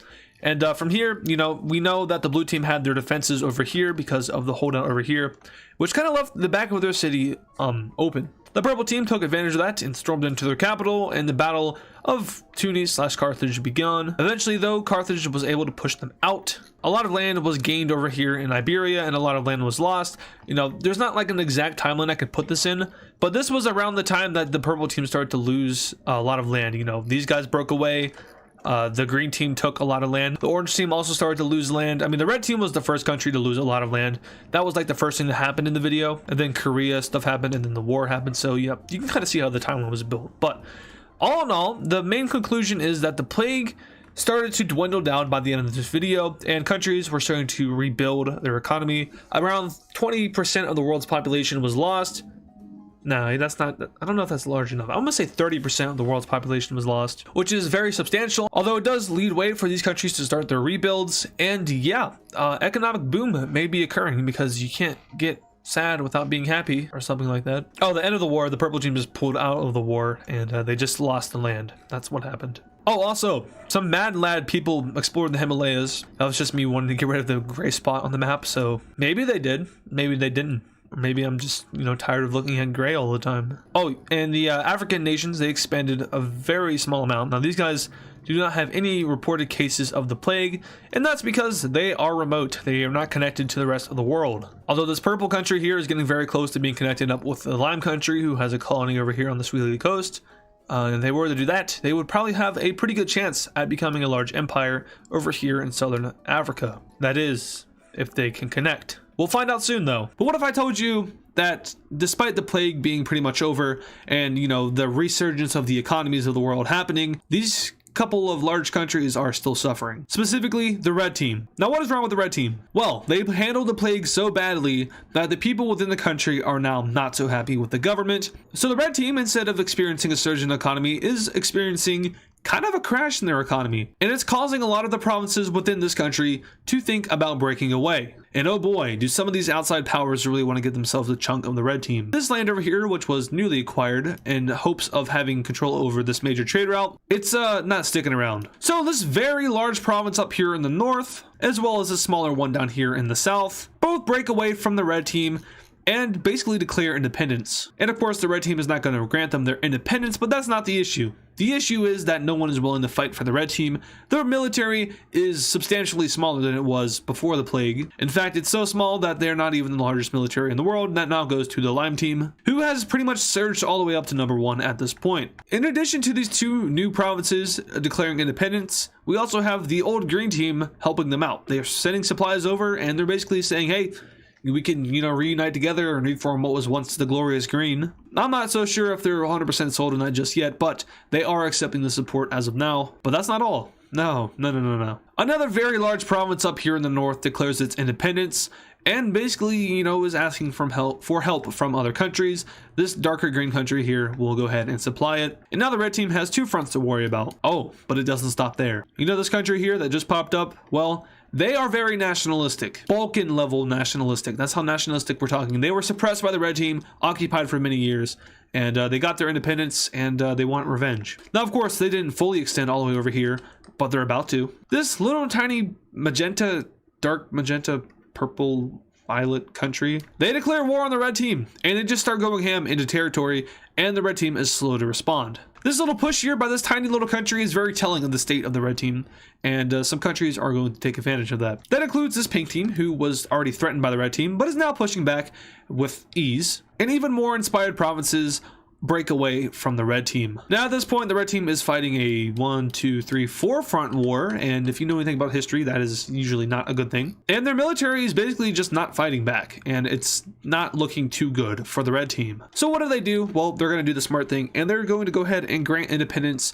and sign peace with all the countries which are attacking it, which is a lot. So let's go ahead and see how that pans out. Well, it didn't pan out too well for the red team, I'll say that much. So these two countries over here pretty much double their land size. Down south here to Arabia, we have a new country popping up. This one is very odd, but it's a bunch of desert, so of course it's going to be odd. You might be questioning why they have a little pokey out bit that kind of extends out to the sea here. That's because they don't want to be economically disabled. Their capital city though is all the way over here, so I'm not sure how much that helps. And as for these other three new countries here, their capital cities, I'm just gonna plop them wherever. I think this is, let's put theirs right there. That seemed like a great idea. All right, so cool. Red team, not looking too good. You know who else isn't looking too good? The purple team. Purple team, it experienced a lot of land loss in the last episode, and unfortunately for them, it doesn't stop there. This province over here, which they are holding on to, we'll go ahead and declare its independence if I can make it declare independence. There we go. And you might be asking why? Well, that's because they're separated. They don't border the purple team. It's hard to control land that you don't border. I mean, these guys are going through it right now with how many exclaves there are over here. But yeah, purple team loses that province, and they're also kind of on a similar trajectory as the red team, where their people just don't want to work. But everywhere else except for the purple red team is thriving. All the economies are booming, people are actually working, and life is good. So good that a lot of the world starts to get discovered, such as the island of Iceland, parts of Greenland, and most importantly, Southeast Asia is now fully discovered. Well, not fully, but a large part of it is. The islands of Borneo and Sumatra are discovered, and the Philippine Islands are discovered. With this knowledge of a lot of land out there, the world is now coming to a conclusion that they are very small and things can get a lot bigger soon. But not just yet, because of course they have to fight each other. Remember this trade route that the red team was building in the last video? Well, people aren't working, so it's kind of going very slow, like annoyingly slow, but it's almost there. It's in Gaza, but just a little bit more. Also over here in Europe, notably, this trade route has finally linked up with the brown team's capital, and that's a huge economical boost for them. However, they're not too happy with the path, so they will start building their own trade route, which goes across Northern Europe. And they've been working on this for a little bit. Of course, the plague hit and that kind of slowed things down, but they're back at it and are slowly connecting the capitals of Northern Europe. Now, who isn't a fan of this? Well, the southern countries are not a fan of this. Specifically the purple and orange teams, who very much appreciate the trade routes that go through them. And that kind of raises tensions between the brown and yellow countries and the purple and orange countries. This cyan country, though, it is not thriving. And the reason for that is that, if you remember, it was at one point a very small country, and it quickly consumed all of Iberia. And that's not too realistic. Now, I'm not a realistic person, but this makes me angry. So what do? Well, first of all, I tried to find a shade that hasn't been used. Is that good? Nope. About that. Nope. This? I can't even see a difference. When in doubt, make them a light blue. So a large portion of northern cyan, that's what we're calling it, breaks away. Now they don't, I don't want to say break away because they don't break away. They just kind of agree to separate. And that's largely in part due to the fact that the cyan country is struggling to keep up. They just got out of a war, and like I said, they just got all that land at once, and people are not too happy about it. We additionally see an exclave, because that's a thing now. I don't know, I just feel like exclaves at this time period are very common, and I should probably have more of them than I do. Also, the countries are way too big. Realistically, these countries would be a lot smaller. Probably all of them would be the size of these two countries. And then, of course, there'd be hundreds more. But because that's hard to pace with in this series, we're not doing that. With more news coming from Iberia, we see that this new country, which just broke away, will go ahead and acquire another province. Now, remember, these provinces were owned by the purple team at one point, so the culture is already there, the language, the influence, it's all there. So them combining together is a big relief for the cyan team, who doesn't have to worry about any kind of assimilation. Instead, they can just let it go, and all those problems that are with that are gone. Get it? Are gone? Because, okay.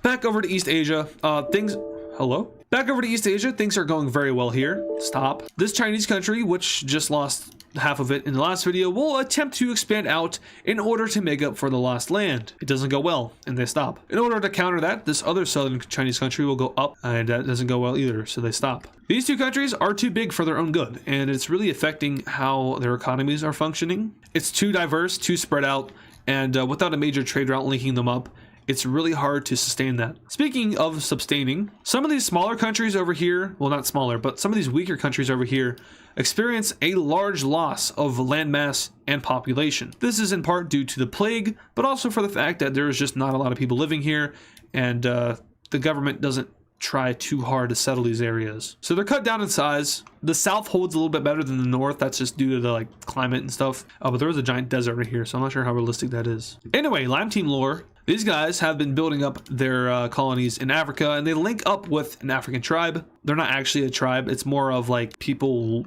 sailed from somewhere and landed here and set up a civilization. But they're so cut off from the rest of the world that they're just not technology advanced. They're not caught up with the rest of the world. They're not necessarily tribal, but they're like in between tribal and modern. But by linking up with the green team, this purple country just got themselves modernized. It takes a few years, but eventually they start to expand, and they start to expand rapidly. They reach out to the southern part of this lake and start to wrap down around the southern coast of Africa. Over the years, they expand themselves pretty nicely and take up a large portion of southern Africa. Elsewhere, camels are being used to explore the Sahara. They find a bunch of sand, no surprise there. And the push into Indonesia and eventually Guinea is very much sped up.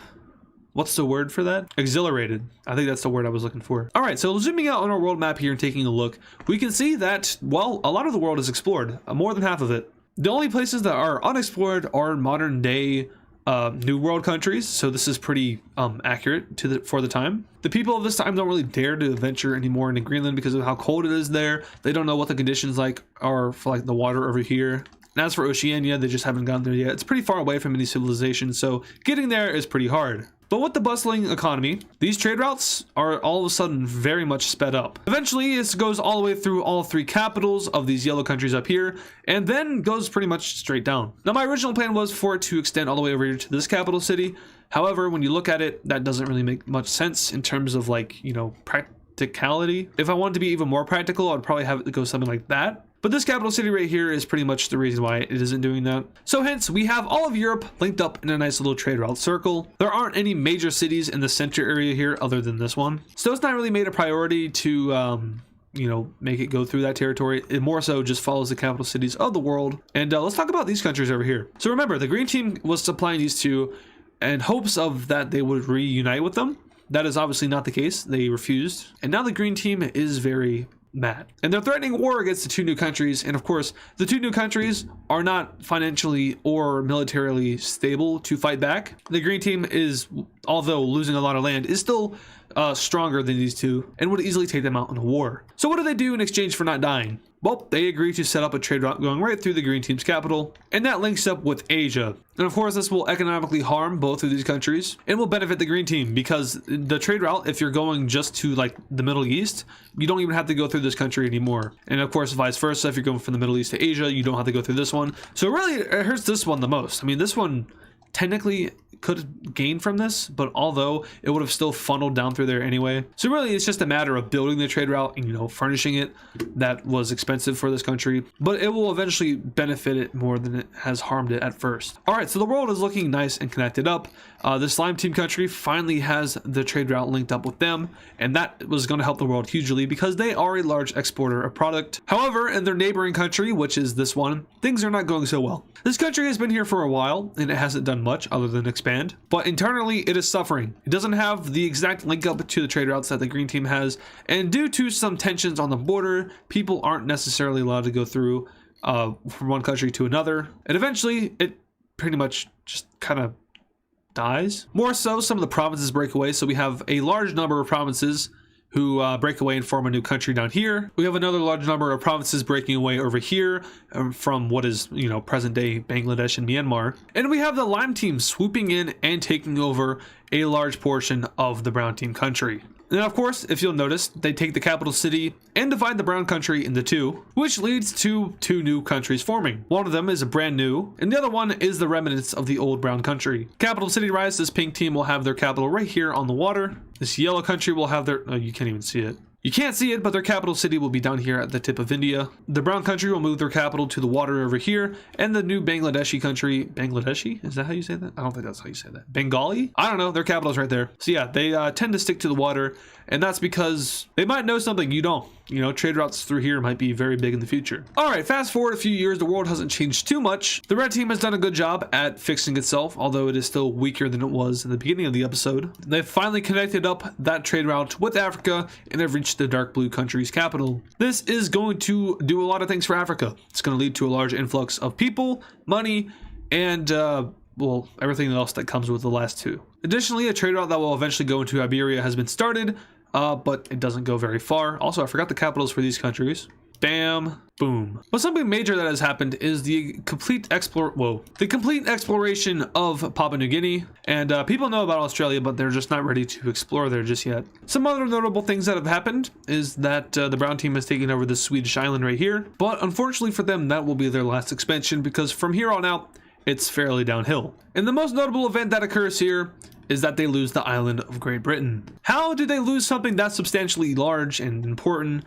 Well, their overseas funding program essentially stopped after the virus ended. They needed to redirect that money into some other stuff like, you know, rebuilding and yeah, everything that happens after an economic pretty much downfall. So this ginormous colony breaks away, but no, it's not that simple. Because then this guy is going to go ahead and fracture, and we're getting to the point where I have to reuse colors. Oh no. The northern part of this country, which I guess basically Scotland, will break away. A southern tip down here, basically Cornwall and a little bit of Wales, will break away. Another part will break away up north here, northern England / southern Scotland. A little part will break away over here in northern Wales / England. And finally, province will break away over here in this little bump area. I don't know what it's called. All right, the red team went from pretty large to pretty small, but that's what happens when you kind of aren't necessarily prepared for the real world. What? Real world capitals. And yeah, so this is going to be a pretty bloody part of history for the next couple of episodes, because this area is going to be our Holy Roman Empire, essentially. Not really, because they're not going to be unified at any point. It's more so that there's going to be so many land changes and so much death happening here that it's basically the fracturedness of what was the Holy Roman Empire over here. I'm talking a lot of countries. These are pretty large compared to what's going to be happening over here. So be prepared for that. That's right. I'm going to do it. Britain's not going to exist in this world. There's going to be no large colonizer like Britain. That actually might go to someone else. I'm not sure yet. But yeah, they lose their colony over there, and there's word that some areas might break away over here. So the brown team basically just braces for impact. The orange team is hurting at this point. They have a lot of land and a lot of empty land up here, but the people that live here don't want to be a part of this. They don't like that. No. They have an idea of forming their own civilization based around agriculture and logging, compared to this area down here, which is a lot more modernized and a lot more, I don't know how I'd put it. It's basically like, you know, you have your city and then you have your rural area. That's the difference between these two. So a lot of the northern part of the orange team isn't too keen to being a part of those city folk people down here. And that can be said for a large portion of Europe, actually. The southern part of this country, the southern part of this country, a lot of the western part of the gold country, and even a portion of what is the purple country over here in the Balkans. The coastal areas are a little bit more developed, so they don't really have a tendency or want to break away. But yeah, a lot of change is coming to Northern Europe soon. We already saw a lot of change in the Middle East with a lot of countries collapsing, red team. And then Asia, anything can happen. There are a lot of fairly large countries here, but not a lot of strong ones. I think the three strongest are probably Korea, and then a big gap, and then this one, and then this one. And I know this one broke away in the last episode, but they had to be strong enough to break away. And over the years, they have built themselves up to be stronger than their former owner. Japan is isolated. They're not really doing anything. Not yet, because they might be seeing something similar that has happened with Britain. We have multiple farmer revolutions taking place in the center of the orange team. For now, we'll be coloring these guys white because there's like no other colors. And they're calling themselves the United Farmer Front. Very original name there. But this idea starts to spread into other countries, and a lot of the yellow team countries at this point are experiencing these rebellions. It spreads over to the gold team, and eventually it's getting a little bit out of hand as these fronts start connecting up and forming one large blob. Now the militaries of the yellow and orange team are scrambling. However, a big issue is that these countries all have conscription. And what conscription is essentially the government forces you to serve in the military. And something that's not too great about these governments is that they usually force the poor people to fight in the military. So a lot of the people in the military are actually farmers and are either, you know, fighting for this rebellion or are just straight up not fighting for the government because they support this. So in conclusion, the armies of these countries aren't fighting because, well, they can't. There are no armies willing to fight. The purple team will offer to help, but they have their own agricultural problem as well. A lot of lands over here. No, same with over here. So the purple team doesn't risk helping out. Instead, they work on stabilizing themselves so something like this doesn't happen to them. Ultimately, what has to happen though is that these countries are going to have to give independence to the farmers front, and that's exactly what they do. So let's go ahead and take a look at this brand new country that's about to pop up. All right, so here is our brand new country who is a big old blob in the middle of Europe. Now this is a huge country and it's very large, and part of the process with letting them go was giving every single province in the north of the orange country, the south of these countries, so on and so forth, the option to either stay within the union or break away and join this new farmers alliance thing. And well, a lot more provinces chose to break away than these countries originally thought, and they are a lot smaller now. The orange team especially is small, and there's a little bit of an exclave issue over here. This province chose to stay with the orange team, but the other ones around it chose to break away, which kind of separates them and makes this exclave. And after reviewing that they were broken away from the orange team and seeing that they don't necessarily want to be a part of this farmers thing, they decide to just go ahead and form their own country. And form their own country they do. It's very small, but it's there. The capital of the farmers alliance will be right here, and the capital of this country will be right up here. Now the yellow teams have been very crippled, especially the orange team, who is hanging on. They are still in this alliance with the purple team, which was made to counteract the red team.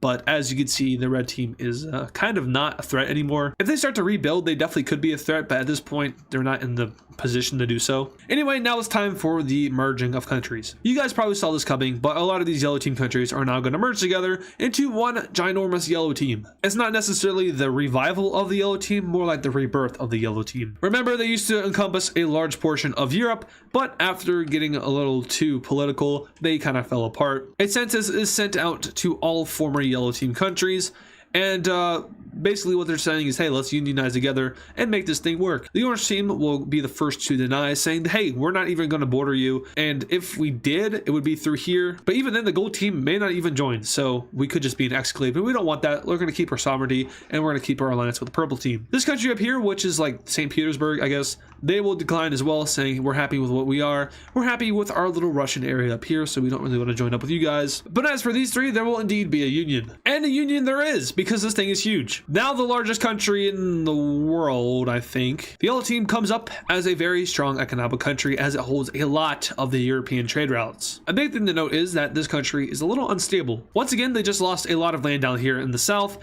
and not every single province within this country was necessarily on board with the whole unionization thing. So the yellow team allows these countries to break away, but in a controlled way. They don't want too many, areas to break apart and leave. What we actually see here is a large portion of provinces joining up with other countries. The most southern province of this country will go ahead and decide to join up with this newly released blue country over here. A few of the western provinces in the yellow country will join up with the brown country. Such provinces are these ones, so they will all join up with the brown country. This pretty large province right here will join up with the brown country, as well as this tiny province over here. One of the largest provinces in this country, this one over here, will join up with the dark green country, and a few provinces along the border of the gold team country will join up with it. So the yellow team is still a large country, maybe the largest in the world at this point. But they definitely lost a lot of land to all these breakaways. But the thing about the yellow team's government is that they're 100% okay with it, because they see it as an opportunity to, one, not have any issues internally, two, to have good relations with some of these more released countries, some of the countries that just got land, maybe they can improve relations with them, and so on and so forth. But now let's go ahead and talk about some other parts of Europe, specifically up here in the north. The brown team has been experiencing a lot of loss lately, most specifically the British Isles. They just lost that, and it splintered right away. So if they really wanted to, they could go back in there and just suck about all back up, but the chances of them splitting away again are extremely likely, and that's also extremely likely that that would domino effect into other areas of the brown team breaking away, which is exactly what's about to happen. In the last video, I mentioned that the brown team had to cut funding for its overseas territories because of the pandemic and the rebuilding process, and that goes for these guys as well. So when prompted to, they will go ahead and break away. So the Norwegian and the Swedish area of the brown team break away and form its own country, but they immediately splinter right after that. Stability is not a common theme in this series. And we have the birth of the dark blue team over here in Sweden. The borders between these two are pretty interesting. There's some cities that are concerned, and the relations between these two are not too good, but they're not too worried about that right now because, they're just, brand new country, just formed. As for their capitals, Plip, Plop in Europe is looking very different. More whole, but also more split. Anyway, now we're going to go ahead and jump over here to Asia, where the original green team is going to make some expeditions up north. They are the first team post-pandemic to expand, I think, or I guess I should say successfully expand, as they move north into Kazakhstan. We see something similar with the Lime team now pushing up against the Himalayas. This essentially stops them from going any further into Asia, but if they really desire to, they can go ahead and go after some of these smaller countries which surround them. In Africa, where not much happens, this colony of this blue team will go ahead and break away and form its own country due to a lack of support and care from their colonizer, so we have a new country over here in West Africa. At this point, the world is getting very curious. We know what the world looks like. Everyone knows that the world looks something like this at this point. But what's across this ocean? Many are wondering. The main issue is that people are way too scared to cross the ocean because of reports of, well, I guess lack of reports back from people who have tried. People ended up in Greenland. That was already dangerous enough. They turned back. And, people tried to sail from Greenland to what they think is Canada. But it was around in here where storms started to kick in. They got carried out into the middle of the ocean and they were never heard of again. So, yeah, travel there is not too... It's not recommended. Over in Britain, the war starts between the red and the lime and green team, and it's a pretty stupid war. yeah, it ends pretty quickly. The lime team takes a little bit of land from the red team, but it doesn't end there for the red team because they're about to get jumped. The purple team will immediately join in on the war and start taking land from the red team, but not so fast because the yellow team also wants that land, and they end up fighting each other, and a war breaks out between the yellow and purple teams. These guys go back and forth for a little bit, each exchanging land. Power-wise, I'm not too sure who's stronger. I'm gonna go with the yellow team, but it doesn't matter too much because the red team will, of course, the third party since they were attacked first. However, the yellow team is, well, they're stronger, so they're gonna hold back, and eventually a ceasefire is agreed upon until the blue team decides to jump in. The blue team will take the northern part of the purple team and threaten their existence, so the purple team will sign peace with them. But the red team pulls out a surprise invasion from the north and threatens their capital, so the blue team signs peace with them and allows them to get all of the western areas of Scotland. Alright, Britain map update complete. People who are sick of the war are going to go ahead and immigrate over to Ireland, and there they will form a new republic which is based around freedom of the people. This is our first democratic country. The idea of democracy has become pretty popular in recent years, but it hasn't really been tested. Ireland will be the first one to test it, and it goes pretty well as they take up all of Ireland and are a pretty chunky country at this point. Now, they're not very strong, they're not very stable.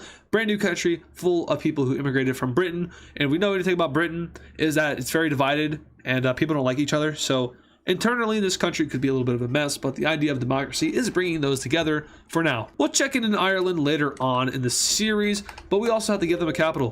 Whoa, what better place to put their capital than Dublin, the area that was immigrated to? Up north, the pink team will go ahead and start moving north. These guys are a pretty recent country. However, they don't have a lot of people there, so they don't have to worry about people not being happy with the expansion. And overall, they are pretty curious of what is up here. So they start to conquer Karelia and a lot of the, I guess, upper Finnish and Russian area. They eventually earn themselves the title of the northernmost country and even reach up to the Arctic Circle. And this is where things get pretty interesting because now they know there's 100% ocean up here. They already knew that, but now there's a country established there. There's going to be towns built here, and that's going to give way for them to maybe explore up north if there isn't too much ice in the way, which there is, so they don't. Wanting to establish connections with the pink team, the recently released green team will go ahead and send an exploration up the coast of Norway in hopes of linking up with the north of this country and maybe starting some kind of trade town. It's not a great idea in theory, but for them it's easier than going through all this land as of now. So they do so, and they make multiple stops on the way, setting up different establishments and leaving some people behind in order to,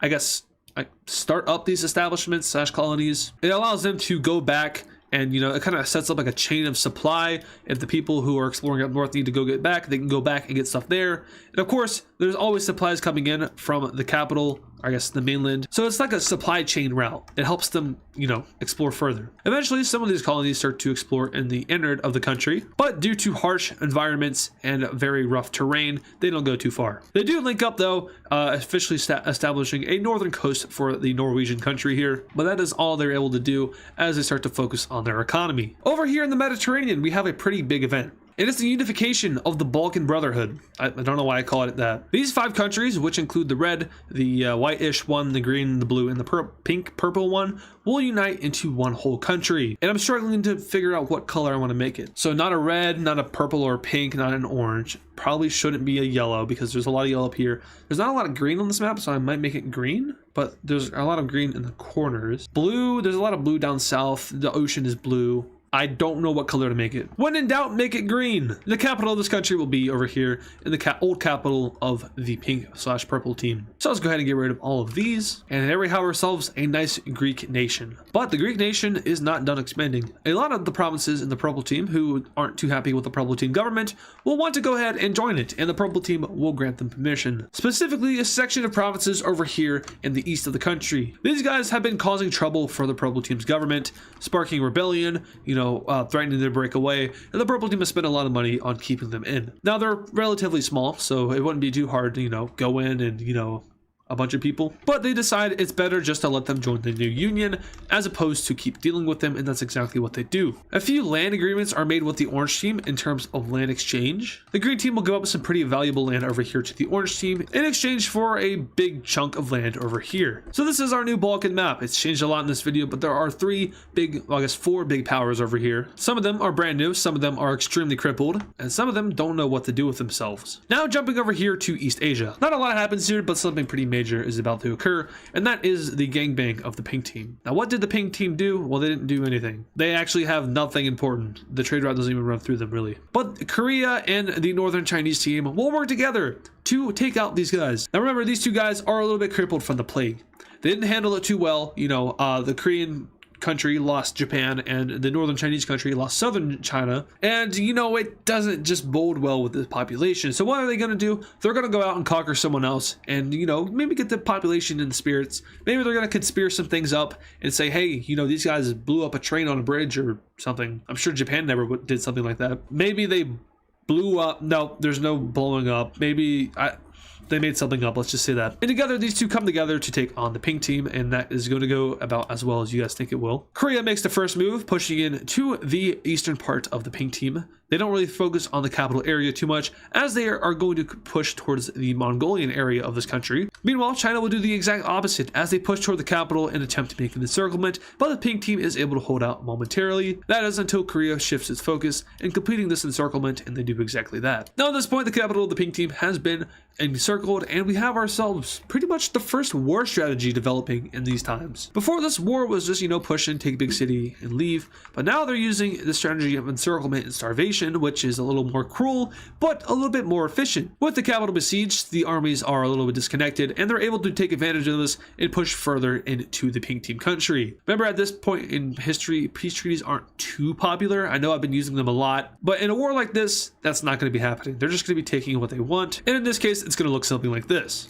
Now, as for the capital area, they will be splitting this. You can see the city right here. I'm going to go ahead and get rid of it real quick. The Chinese country will take the southern part of the city, and the Korean country will take the northern part. So we have a split that goes something like that, and as you can see, it splits the city a little bit. So now, what happens for the pink team? Well, they are let off the hook for now, and they will be forced to move their capital over here to the center of their country. What? Over here to the center of the country, specifically where the trade route is. The hope is that this will help rejuvenate their economy and maybe prepare them for some revenge, although I doubt they have the power to do that. But for now, Korea and North China are going to sign an alliance agreement. We have stars and triangles. Let's go ahead and make the square squad. That is just our third alliance so far. And yeah, alliances are getting a little bit more interesting and a little bit more common. As for now, with the support of the population, since their war effort kind of worked, the Chinese country will now start pushing into more unexplored territories, and the civilians will be in support of it. They get themselves a large piece of land and will try to continue to go onward. But after funding for this large expedition kind of stalls out, they will stop, and you know, they do make pretty good progress. The southern Chinese country will feel a little bit threatened by this. You know, you don't want them to get too much powerful. You beat them in a war already, which was your, you know, independence war. And with the support of their people as well, they will be pushing out as well and taking a large piece of land in hopes of maybe starting a competition. Now, the issue is these guys are becoming very large, and large empires at this time aren't too, I guess, they're not too plausible, and they're not too worth it. So having a big country like this, it's going to do you more harm than it will benefit. The more centralized you are, the better. For example, the red team is very centralized around their capital, and from there they were able to you know, spiral out and expand their land pretty far until it all broke apart. Korea has done this. They have their, of course, all their land centralized over here in Korea, and from there they kind of spidered out and conquered different areas. An example of a country that didn't do this was the purple team, who at first, you know, started over here and moved all the way up down to here. Now from there they've tried to centralize, but it hasn't worked well. As we can see, a lot of the land that they used to have has broken away and formed its own country. So the idea of that is becoming prevalent, and it's becoming pretty important at this time period. But now we're getting to the age of metal and stuff. Well, I think we were already there. What age are we getting to? What comes after, like, the Iron Age? I don't want to say gunpowder, but I'm thinking gunpowder, so we might have cannons and we might have pirates. I might have to look up like a, you know, like a timeline of the different ages of humanity so we get a better grasp of what we're dealing with now. But it's about to get really interesting. Countries are about to be able to become very big and stable, as we've seen in this video so far, and countries will be able to maybe explore across the ocean. So that is going to do it for today's episode. If you guys did enjoy it, make sure to show some support. You can do so by leaving a like, leaving a comment, sharing with anyone who might be interested in this channel or with the series. If you want to become a member, you can. I'm going to be honest, there aren't many benefits for that, so that's my bad. But one of the options does give you a shout out at the end of every video, as you'll see here in a few seconds. I updated that at the first of every month, at least I try to. And yeah, most importantly, also subscribing. 200K by the end of the year, super important. Check out the streaming channel, check out all the links in the description. Once again, thank you guys so much for watching, and I will catch you all in the next video. And of course, thank you to all our super fans. This includes America and Canada and UK, Freezioid, Godzilla Bro, Zaylance, Unknown TD, Georgie Badev, Servernator, Johnny XX7, King Cheese, GD Cilia, Pablo Sigma Cat, Death Strider X, Hammer Toad 45, Connor the Gamer, Nevada Garbage Trucks, and DW Cool Dude. Once again, thank you guys.